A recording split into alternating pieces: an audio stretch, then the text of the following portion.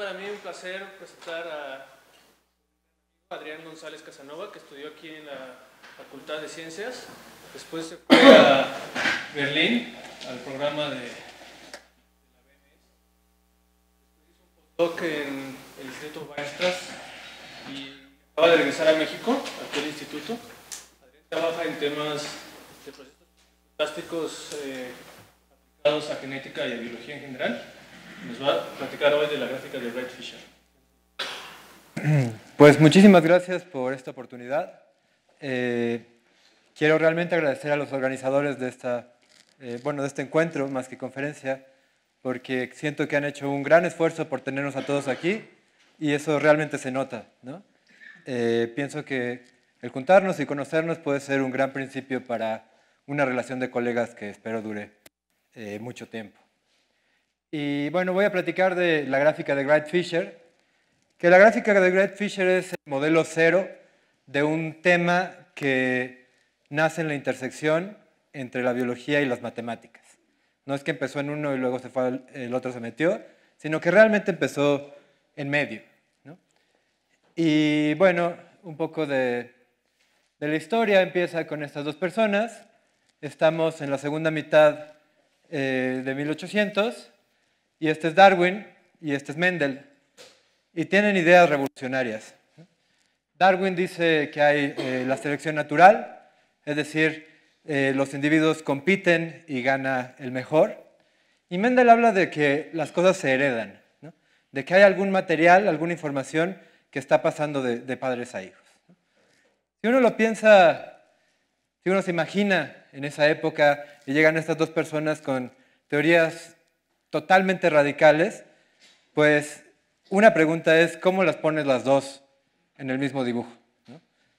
Ahora tal vez nos parece muy sencillo, pero si lo piensas no son inmediatamente compatibles. Y entonces aparecen estas dos personas, bueno, ya 30 años después, 1931, que son Wright y Fisher, ¿no?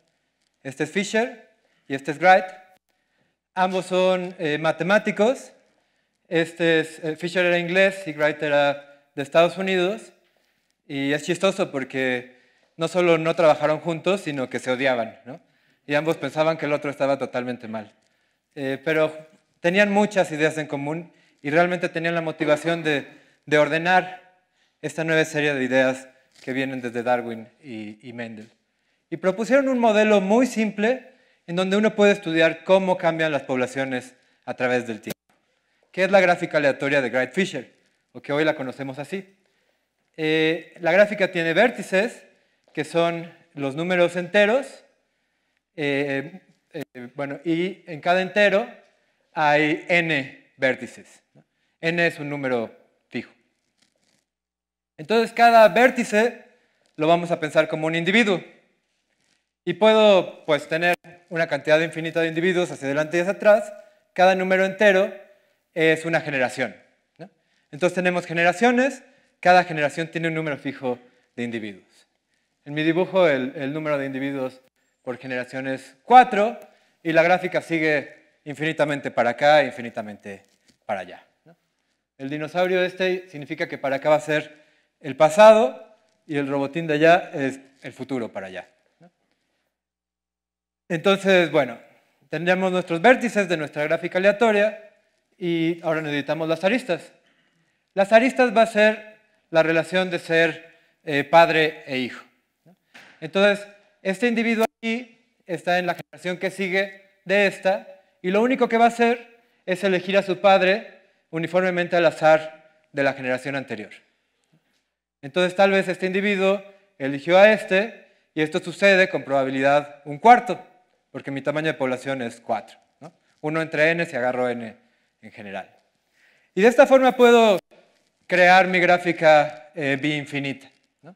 Con la simple regla de que cada individuo elige a su padre y esto me da mi arista, ¿no? Entonces, si se fijan, cada individuo tiene un solo padre, pero hay padres que tienen varios hijos, ¿no?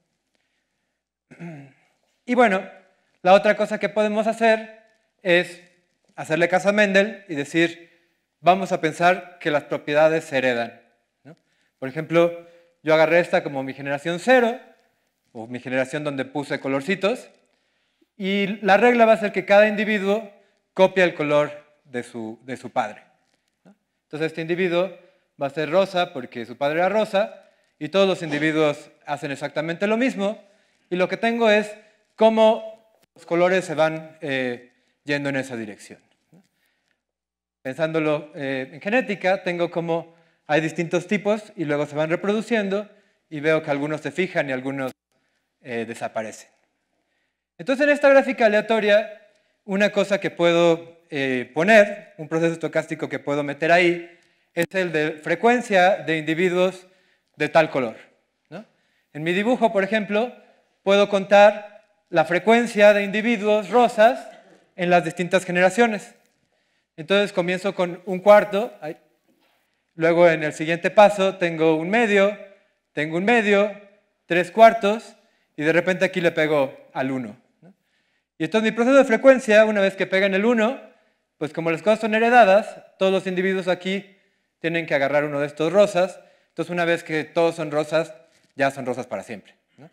Y lo mismo pasa con los tipos que se pierden. ¿no? Por ejemplo, si yo estuviera siguiendo al amarillo, pues aquí tengo un cuarto, un medio, un cuarto, y de repente 0. Y una vez que le pego al 0, pues ya se quedó en el 0 para siempre. Entonces, bueno, este es un proceso interesante que nosotros llamamos el proceso de frecuencia. Y más interesante aún es lo que pasa cuando tomamos este límite de escala. Un límite de escala es, vamos a medir el tiempo en generaciones utilizando el tamaño de la población. N es el tamaño de la población, xn es mi proceso de frecuencia cuando la población es n, y yo hago este reescalamiento, y lo que tengo es una convergencia a un límite continuo. ¿no? Y bueno, este límite se llama la difusión de Wright-Fisher, por razones obvias, y es la solución a esta ecuación diferencial estocástica.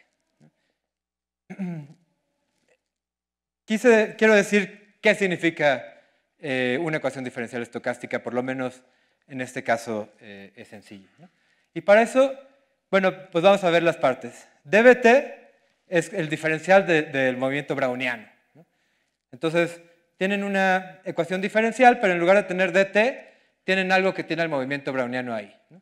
Entonces, rapidísimo, un recordatorio de qué es el movimiento browniano.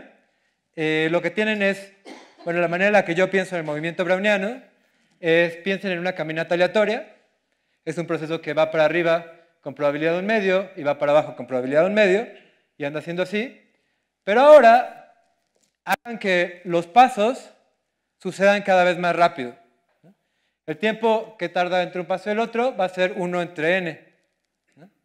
Y también hagan que la distancia que recorre el movimiento, que recorre la caminata aleatoria en cada paso, lo hacen cada vez más chiquito. ¿no? Entonces cada vez hay pasos más rápidos y más chiquitos. Pero están en una escala distinta. ¿no? Entonces si hacen eso, lo que van a tener en el límite es el movimiento browniano. Y si lo quieren escribir como una ecuación diferencial estocástica, pues es simplemente esto, ¿no? La derivada de mi proceso es la derivada del browniano. Lo podemos pensar así. Entonces, ¿qué significa cuando yo tengo esta función antes? ¿no? Pues como lo vamos a pensar, es que esta parte de aquí solo me está diciendo qué tan rápido parametrizo mi trayectoria del movimiento browniano. Si se fijan en esta función, es una función que vale un cuarto en un medio y vale 0 en 0 y 0 en 1. Esta es mi función que está dentro de la raíz cuadrada. ¿no? Entonces, básicamente lo que significa esto es que cuando mi movimiento browniano que yo empiezo en el 0,1 está en un medio, pues voy a recorrer la trayectoria del movimiento browniano a velocidad de un cuarto. Pero cuando me voy acercando a las orillas, cada vez voy recorriendo la trayectoria más lento y más lento y más lento y más lento y más lento. ¿no? Tanto que cuando me acerco muchísimo a las orillas, pues no es tan claro si voy a chocar o no con estas paredes, ¿no? En el caso de la difusión de Grace-Fisher, sí que choca, ¿no? En tiempo finito. Pero esa es otra historia. Entonces, ¿cuáles otras?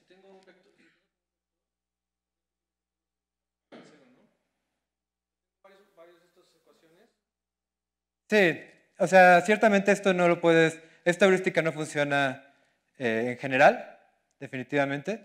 Y en este caso en particular, puedes pensar el proceso subyacente, el proceso de cómo van eligiendo los individuos, como una caminata aleatoria cambiada de tiempo, ¿no? Entonces, sí, tienes toda la razón que esta heurística no te explica qué son las ecuaciones diferenciales estocásticas en general, pero en este caso sí que funciona.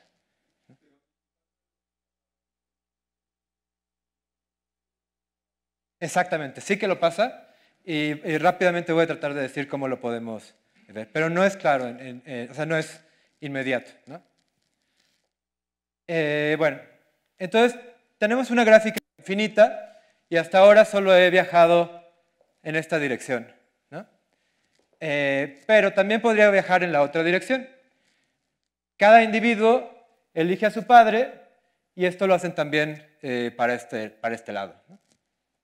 Entonces, si yo quiero viajar en la dirección del pasado, lo que voy a hacer es contar el número de ancestros de una muestra.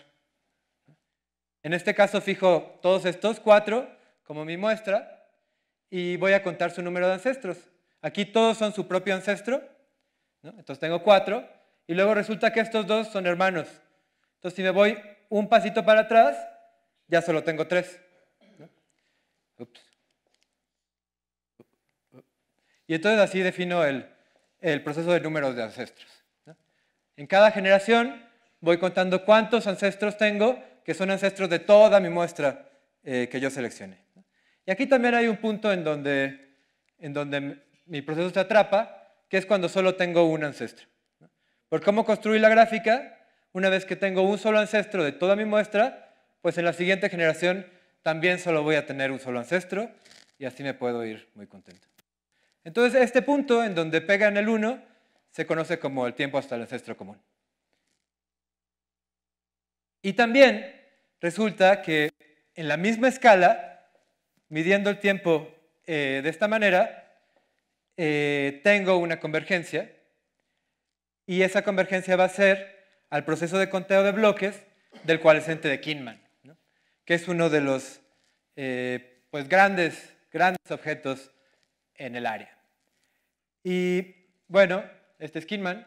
Aquí ya estamos hablando del 81, cuando Kinman introduce el coalescente, ¿no? El coalescente tiene 2 propiedades maravillosas.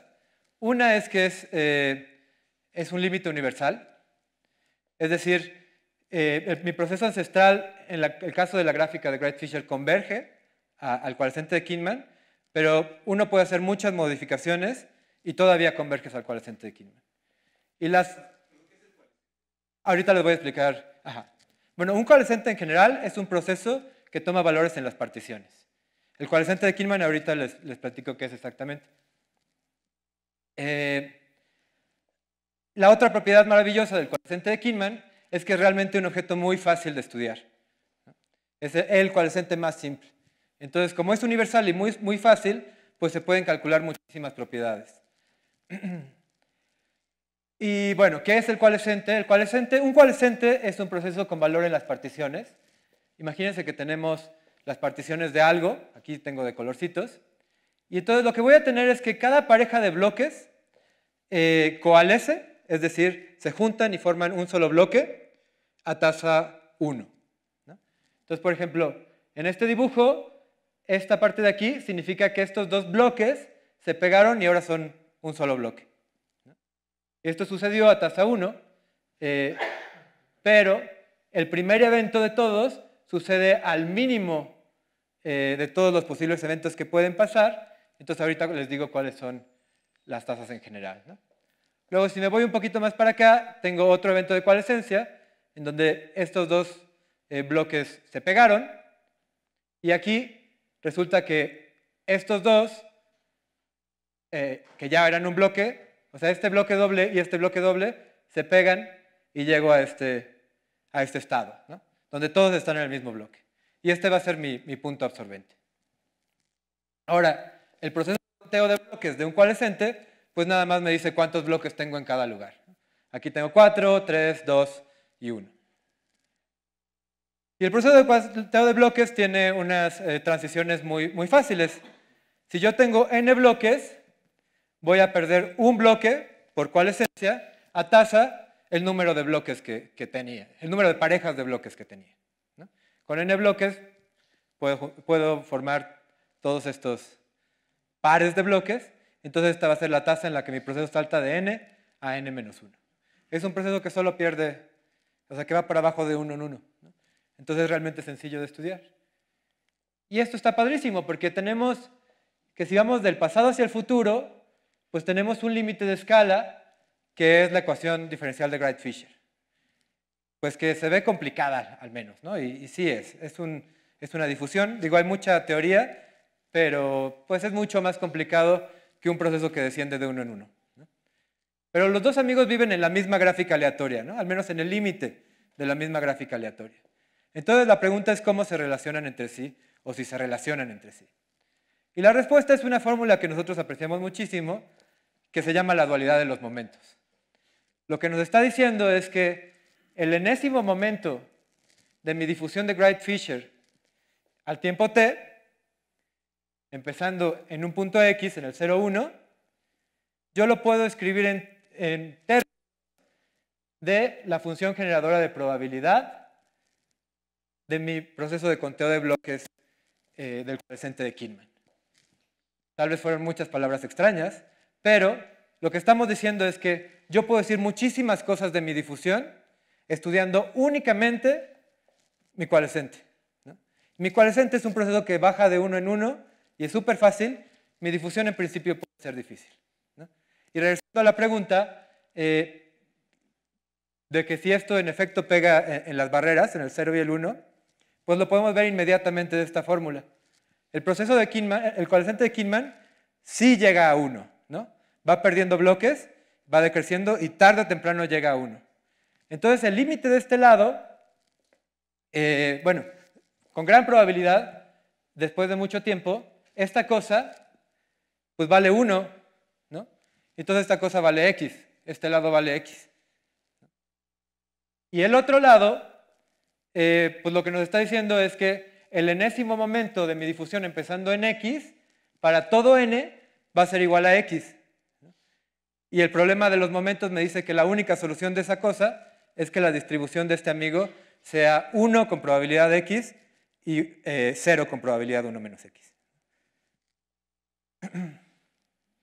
Bueno, para entender de dónde sale esta fórmula, es mucho más fácil pensar en el proceso discreto, ¿no? Realmente en la gráfica de Wright-Fisher.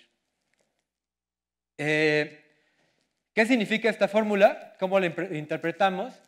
Pues imagínense que en 0, en una generación, alguien me dice que la frecuencia de individuos que me interesa es x. Y yo en una generación del futuro agarro una muestra de tamaño n. Pues resulta que la probabilidad de que todos los individuos de mi muestra sean del tipo que yo estoy interesado va a ser exactamente esto. Si muevo el proceso de frecuencia hasta acá y digo que cada individuo de mi muestra elige de esta frecuencia, que es aleatoria, o es esto, si muevo el número de ancestros hasta acá y digo que cada uno elige de la frecuencia determinista, ¿no? Lo voy a explicar con un poco más de detalle, pero el punto es que esta cosa es simplemente la probabilidad de que yo muestre n individuos del tipo que estoy observando, ¿no? Cuando yo digo muestrear y lo sigo hacia el pasado, tengo el proceso de ancestros.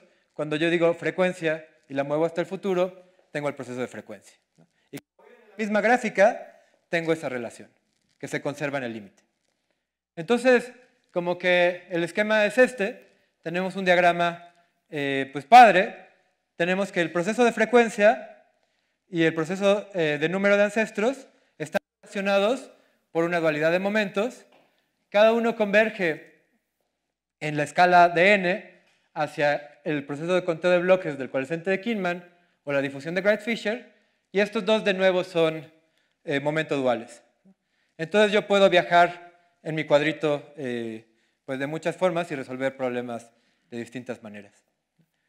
Entonces, bueno, esta es la historia de la gráfica de Wright-Fisher más simple, y pues tal vez hasta aquí Mendel está contento porque tenemos unas cosas que se heredan, pero no hemos dicho nada sobre selección, ¿no? Entonces Darwin todavía no está contento. Y para meter selección, lo que hicieron Wright y Fisher es decir, pues mira, muy fácil. En vez de que cada individuo elija uniformemente al azar, cada individuo va a elegir utilizando unos pesos, ¿no? Los individuos azules van a tener peso 1 y los individuos rojos, que tienen desventaja selectiva, van a tener peso 1 menos S. Y la parte de abajo, pues es solo el peso total de mi población, ¿no? Para convertirlo en una probabilidad. Entonces, cada individuo en la siguiente generación elige a su padre utilizando este sistema de pesos, los azules tienen ventaja y se reproducen más, ¿no? Y entonces así puedo ir un paso para adelante, y una vez que voy un paso para adelante, está padre porque tengo una nueva regla, pero tengo una manera de decir cómo eligen a sus padres los individuos en la generación 2, ¿no? Es decir, tengo una cadena de Markov. Siempre puedo ir una generación más y una generación más y una generación más. Nada más porque nos va a ser útil, tenemos la pregunta, si hay un individuo aquí y yo me pregunto si va a ser rojo o azul, dado que el número de rojos, la frecuencia de rojos es X, pues ¿cuál va a ser la probabilidad de que este individuo sea rojo? Pues tengo que el peso total de los rojos es nx por 1 menos s, ¿no? Simplemente es el número de rojos, cada uno por su peso, y esto lo divido entre el peso total de la población, que es la misma cosa, 1 menos s, más el peso de los otros individuos, y pues las n's se cancelan, y me queda exactamente esta cosa. ¿Por qué lo escribo ahí? Bueno, cada individuo elige a su padre de manera independiente. Entonces, conocer esta probabilidad me dice exactamente cuáles son las transiciones de mi cadena de Markov, ¿no? Esa es toda la información que yo necesito para construir mi proceso tan lejos como quiera. Y entonces, pues ya tiene contento a Darwin, ¿no? Ya tienes una manera de hablar de selección y de heredabilidad, ¿no? Y entonces, pues hay un poquito más, ¿no? Porque lo que se dan cuenta Wright y Fisher es que no siempre gana el individuo que tenía ventaja selectiva, ¿no? Y de esta manera nace una tercera, una quinta en realidad, fuerza de la evolución que se conoce como la deriva génica, que lo que dice es que puedes tener un tipo que es mejor que el otro, pero simplemente por suerte o por deriva génica, el otro puede ganar, ¿no? No siempre gana el mejor. Y esta es una observación que se hace utilizando la gráfica de Wright-Fisher. Ahora, Darwin esté contento, pero nosotros todavía no tenemos toda nuestro dibujo, ¿no? ¿Por qué? Porque si nosotros conocemos la frecuencia en este lugar, entonces podemos ir un paso hacia adelante. Pero si nosotros agarramos una serie de ancestros aquí y queremos ir un paso para atrás, nos falta información, ¿no? Tenemos que tener conocimiento de cuál era la frecuencia en la generación anterior para dar ese paso, ¿no? Entonces, no parece haber un proceso independiente que camine hacia ese lado, ¿no? Pues resulta que este problema lo resolvió Krohn y Neuhauser, al menos en el límite. Si toman el límite en la misma escala, tienen de nuevo una convergencia a una difusión, pero ahora, si se fijan, aquí tienen la difusión de Wright-Fisher, y lo que tienen aquí es otra parte que está hablando de la selección, ¿no? Si nada más quitaran esto, si nada más tuvieran esto, esta parte sería exactamente una ecuación diferencial normal, ¿no? Y la solución de esa parte sería la logística, incluso. Entonces, lo que tienen, de alguna manera, es una logística que tiene un ruido arriba. Y la S de aquí, pues es qué tanta selección hay. Pues resulta que en el límite sí puedes tener una noción de ir hacia adelante e ir hacia atrás. Lo que ellos hicieron es inventar este proceso, que es la gráfica ancestral de selección, en donde tienes individuos, aquí está mi 0, y voy hacia el pasado, y los individuos coalescen, como en el coalescente de Kinman, pero ahora también ramifican. Es decir, cada individuo produce nuevos individuos. Y entonces, bueno, la tasa a la que coalescen es la misma que en Kinman, y la tasa a la que ramifican es algo que tiene el mismo parámetro que la selección que teníamos antes, ¿no? Y esto de alguna manera nos da una noción de ir hacia atrás en el tiempo. Es una noción muy extraña. ¿Por qué digo eso? Bueno, también necesitas una regla para meter la selección ahí. Si nosotros queremos ahora colorear nuestra gráfica, lo que vamos a hacer es que al final de la gráfica ponemos colorcitos que pueden ser rojo con probabilidad X o azul con probabilidad 1 menos X. Y la regla es que cada individuo copia el tipo de su padre, como antes. Pero ahora hay un problema, ¿no? Y aquí es donde entra la selección. El problema es, bueno, este no tiene problemas. Tiene 2 padres rojos y es feliz. Pero este tiene un padre rojo y un padre azul. La regla de la selección es, siempre que veas un azul, te quedas con el azul, ¿no? Y entonces el punto es que para que todos en tu muestra sean rojos, todos de este lado tienen que ser rojos, ¿no? Porque si un azul se te mete aquí, ya se te metió hasta allá. Bueno, entonces la probabilidad de que todos sean rojos va a ser el número de individuos que tienes aquí, cada uno elige color rojo, ¿no? Que si se fijan es justo la mitad de la fórmula de la dualidad de los momentos.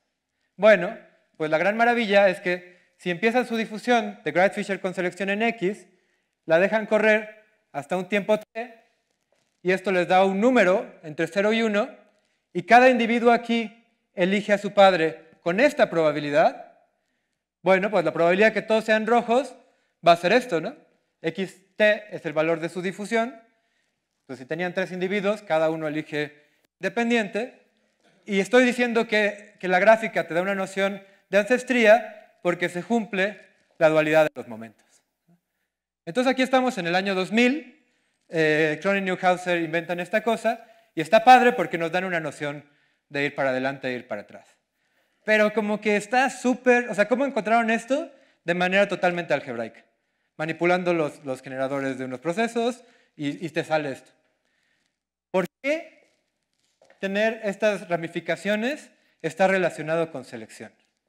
Esa fue la pregunta que Darío Spano y yo atacamos, y Darío Spano está en Warwick, es un profesor en Warwick, y nuestra estrategia fue decir, bueno, vamos a empezar desde aquí, de este dibujo, y vamos a ver que la manera en la que este dibujo entiende la selección es a través de la regla que si tienes 2 posibilidades, eliges la mejor.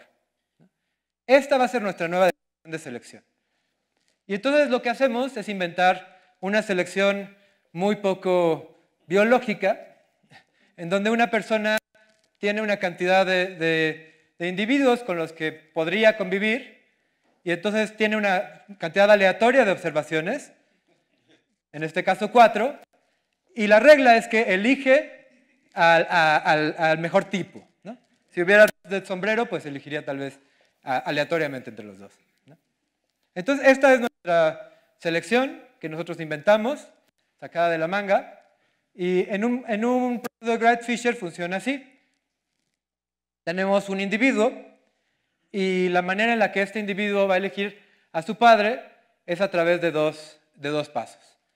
Primero, tiene una cantidad aleatoria de observaciones y esta cantidad aleatoria se distribuye como una variable aleatoria KI. Entonces, observa. Cada observación va hacia un individuo elegido uniformemente al azar en la generación anterior. Y puede ser que se repita, ¿no? Por ejemplo, aquí observó 2 veces ahí. Y luego elige, ¿no? Ya observó, ve cuáles son los colores de esos, y el azul era el bueno, ¿no? Entonces no importa que observó más rojos, se queda con el azul. Entonces tenemos estos 2 pasos. Y esto, la primera cosa que nos gusta mucho, es que nos da una gráfica aleatoria bi-infinita, ¿no? ¿Por qué? Porque cada individuo, de manera independiente de los demás, pues tiene un número de observaciones, y entonces yo voy a decir que mis nuevas aristas va a ser si un individuo observó otro o no. Entonces, si lo observó 5 veces o una, no importa, solo que lo observó. Y entonces tengo esta gráfica. Y resulta que esta gráfica, aquí le quité unos aristas para que no estorbaran, pero con esta gráfica yo puedo colorear hacia allá tanto como yo quiera, ¿no? Por ejemplo, pongo color aquí y me pregunto cuál es el tipo de este individuo. Ah, pues va a ser azul. ¿Por qué? Pues porque está conectado, está en el componente conexo de un azul. Punto. Mi manera de selección es muy simple. Y entonces tengo un proceso de frecuencia, ¿no? Voy viendo cómo va cambiando el azul, y en efecto el azul tiene ventaja, pero podría ser que en un caso raro el rojo le ganara, ¿no? Entonces todo esto como que está similar. Pero algo que no teníamos antes y ahora sí tenemos es una manera de viajar hacia el pasado, ¿no? Ahora no vamos a contar el número de ancestros, sino vamos a contar el número de ancestros potenciales. Es decir, de lugares a donde observaste, ¿no? Este individuo de aquí, pues empiezo con él, es mi único en la muestra, y observa estos 3. Luego cada uno de estos observa unos, a este lo observé desde 2 lados, pero no importa, sigo teniendo 3, y así me voy hacia atrás tanto como yo quiera. Y entonces, está padre porque tengo 2 procesos que viven en la misma gráfica, y entonces tengo que tener una manera de conectarlos, ¿no? ¿Y cuál es esa manera? Pues no va a ser exactamente dualidad de los momentos, pero va a ser muy parecida. Porque va a venir de la misma pregunta que nosotros utilizamos para entender la dualidad de los momentos. Entonces, la dualidad de muestreo es la siguiente. Imagínate que en la generación 0 tienen frecuencia X de individuos rojos y en la generación 1 tiene una muestra de tamaño N. Entonces, la pregunta es, ¿cuál es la probabilidad de que todos los individuos en mi muestra sean de tipo rojo? Bueno, pues la respuesta va a ser, voy a definir esto como una función. Esta es una función de X, de mi frecuencia, y de N, del tamaño de mi muestra. Y entonces esta va a ser la función que me va a dar la dualidad. ¿Por qué? Porque lo que voy a hacer es lo siguiente.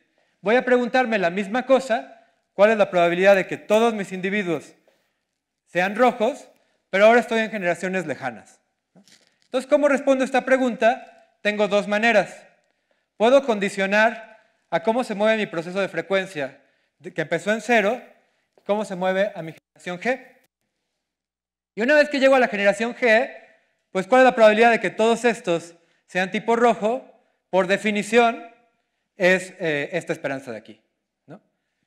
Y lo mismo puedo hacer, pero en la dirección opuesta. Agarro mi muestra, la muevo con mi proceso de potenciales ancestros hasta la generación 1. Y aquí el truco es que para que todos en mi muestra sean rojos, todos aquí tienen que ser rojos, ¿no? Entonces, por definición, la respuesta a mi pregunta es esta cosa, pero ahora evaluada del otro lado, ¿no? Y como es la misma pregunta de los 2 lados, pues tiene que ser exactamente igual, ¿no? Entonces, no cumplen la dualidad de los momentos necesariamente, tengo esta función rara, pero cumplen una suerte de dualidad que depende de la gráfica. Y algo padre es que en la mayoría de los límites que nos interesan, esta dualidad de muestreo se convierte en la dualidad de los momentos. ¿Por qué? Porque cuando hay poca selección significa pocos posibles ancestros, ¿no? Cuando casi todos los individuos solo tienen una observación, o tal vez algún despistado tiene 2, entonces lo que resulta es que mi dualidad de muestreo se parece muchísimo a mi dualidad de los momentos, ¿no? Entonces, mi dualidad de muestreo me da mi dualidad de los momentos más un error, que el error es la probabilidad de ver más de un individuo. Y mágicamente esto es lo que nos sirve para la mayoría de los límites. Y bueno, ¿por qué me parece que esto es muy emocionante? Tenemos una cosa de selección que no entendemos de dónde sale, inventamos una manera de entender selección que tiene que funcionar como esa, y funciona como esa y nos emocionamos mucho, pues está como tramposo el asunto, ¿no? No es necesariamente la selección de Grady-Fisher, ¿no? Depende, es una selección que está parametrizada por el número de observaciones. Pero aquí es donde sucede algo que es bastante mágico.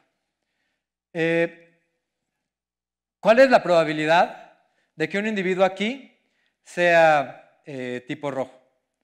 Bueno, pues depende de cuántas observaciones tiene, ¿no? Entonces, el punto es que todas sus observaciones tienen que ser rojo, ¿no? Si una va azul, ya perdiste. Entonces, ¿cuánto vale la probabilidad de que este individuo sea rojo? Es algo que en principio podemos calcular si conocemos la distribución del número de observaciones que tenemos y si conocemos la frecuencia, ¿no? Y en efecto, pues resulta que si condicionamos en la probabilidad de tener i observaciones, pues todas las observaciones tienen que ser de tipo rojo, ¿no? Y entonces tenemos esta cosa de aquí. Y esta cosa de ahí no es ni más ni menos que algo que ya ha aparecido varias veces en la plática, que es la función generadora de probabilidad. ¿Y qué es importante de la función generadora de probabilidad? Pues para fines prácticos, que Wikipedia sabe muchas de esas, ¿no? Entonces resulta que si agarras KI como geométrica, con parámetro S, esta cosa de aquí se transforma en esta cosa de acá. Recuerden que esta cosa de acá es la probabilidad de que este individuo sea rojo. Y si se fijan, esto es exactamente igual a lo que pasaba en el caso de Grady-Fisher, ¿no? Con selección. Entonces, en el caso geométrico, en el caso de que los individuos tienen una cantidad geométrica de observaciones, los dos modelos son exactamente el mismo. Simplemente que el nuestro vive en una gráfica aleatoria biinfinita y tiene ahora una manera de ir hacia atrás. Entonces, básicamente lo que hicimos es un diagrama conmutativo, ¿no? Empezamos con el proceso de frecuencia de Grady-Fisher, que es en los 30s. Luego, pues Kimura ve que eso converge a una difusión en los 60s. Luego, en el 2000, Krohn y Hauser ven que esta difusión sí que está relacionada a algo, si hay una manera de ir hacia atrás, que es la gráfica ancestral de selección. Hay una dualidad de los momentos, pero quién sabe cómo pasamos de aquí para acá. Y pues nuestra contribución es dar una interpretación de un proceso ancestral, y además tenemos dualidad de los momentos aquí, bueno, dualidad de muestreo, perdón, y tenemos convergencia débil acá. Y muchas gracias.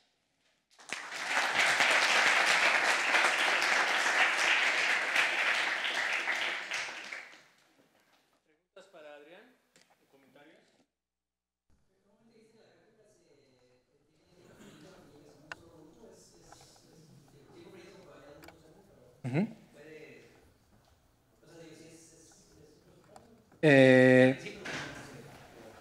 Que hay, bueno, es un... ¿Tiempo al ancestro? ¿El tiempo del ancestro común? ¿O que se pierden los...? Es un resultado de procesos de Markov en general. Si te fijas, el proceso de frecuencia tiene solo una cantidad finita de estados, ¿no? Entonces, y tiene dos puntos de absorción que sí son accesibles, ¿no? Entonces, tarde o temprano le pegas. En el caso de la difusión, sí se vuelve más complicado.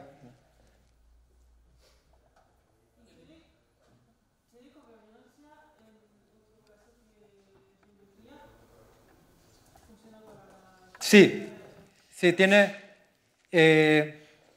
la pregunta es, si en lugar de geométrico, aquí le ponemos nuestra distribución favorita, ¿también tiene sentido? Pues Pues sí, sí tiene sentido. Desde el punto de vista de genética de poblaciones, lo que tienes es selección que depende de la frecuencia, ¿no? Es decir, tal vez hay mucha selección cuando hay muchos individuos y no tanta cuando hay poquitos, ¿no?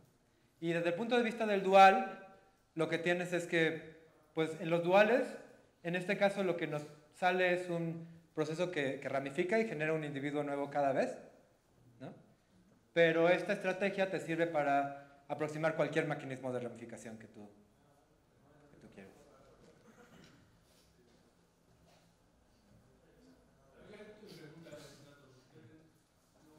Si tú tienes un proceso real, Sí. ¿verdad? Podrías tener un proceso vectorial que te dijera cuántos hay cada tipo. Sí. La pregunta es cómo se correlacionan los procesos. Ya. ¿No son independientes? Claramente. No, no son independientes claramente. ¿Cómo es? Lo que tienes es que tu difusión está evaluada en el simplejo. Y no creo que lo puedas ver como una interpretación de cambio de tiempo. No sé si va por ahí tu pregunta. Y no me acuerdo cuál es la correlación tal cual, pero se conocen como procesos de Fleming-Biot y se sabe muchísimo también del caso multidimensional.